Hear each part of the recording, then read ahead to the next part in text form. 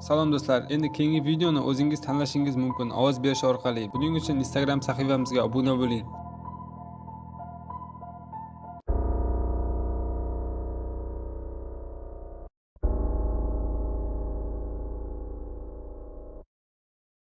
Salom, mening ismim Nina va 17 yoshdaman. Bu voqea 7-8 oy oldin bo'lgandi. Bitta qarindoshimning tug'ilgan kuni edi. O'sha kuni uyda o'tirgandim. Shunda SMS keldi. Salom Nina, bugun tug'ilgan kunimga kelasanmi? Men ha boraman deb javob yozdim va kech qolmasligimni aytdi. Uni uyga taksida bordim. Borganda kechki soat 5 bo'lgan ekan. Qarindoshlarining do'stlari allaqachon kelgan ekan. Onasi har xil pishiriqlar tayyorlagan ekan. Kechki payt soat 8 larda uyga qaytadigan bo'ldim va xolamga qaytmoqchi ekanligimni aytdim. Ular, "Uyingga bir o'zing qaytmoqchimisan?" dedi. Men esa, "Ha, har doim shunday qilaman" dedim, jinnidek. Xullas, qarindoshlarim bilan xayrlashdim va chiqib ketdim. Katta yo'lgacha chiqishga 5 daqiqalik yo'l edi. Xayol surib ketaverdim. Xolamning uyiga yaqin joyda poyezd yo'li bor edi. Atrofimga qaradim. Poyezd yo'qligini ko'rib, yo'lni kesib o'tdim. Taksi kutayotgandim, lekin ko'chada hech qanday mashina ko'rinmasdi. Faqat ko'cha chiroqlari yorug'likka tushib turgandi. Men esa yolg'iz turibman.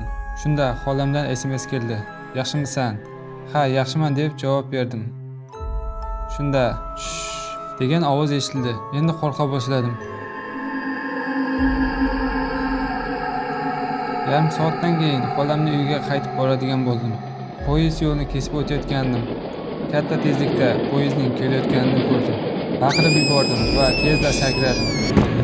Yaxshiyam poyezd urib ketmadi. Qattiq hayajonda edim. Yuragim bo'lsa tez urayotgandi. Yonimda bitta erkakning turganini ko'rdim. "Hoy qiz, yaxshimisan?" dedi. Bu odam qayerdan paydo bo'ldi, hayratda edim. "Ha, yaxshiman" dedim. U "Ehtiyot bo'lib yur va tunda yolg'iz yurmasliging kerak" dedi. Meni qiziqtirgan narsa u menga qarab emas, boshqa tomonga qarab gapirayotgandi. Keyin darhol o'rnimdan turdim-da, yo'limni davom etdim. Orqamga qaragandim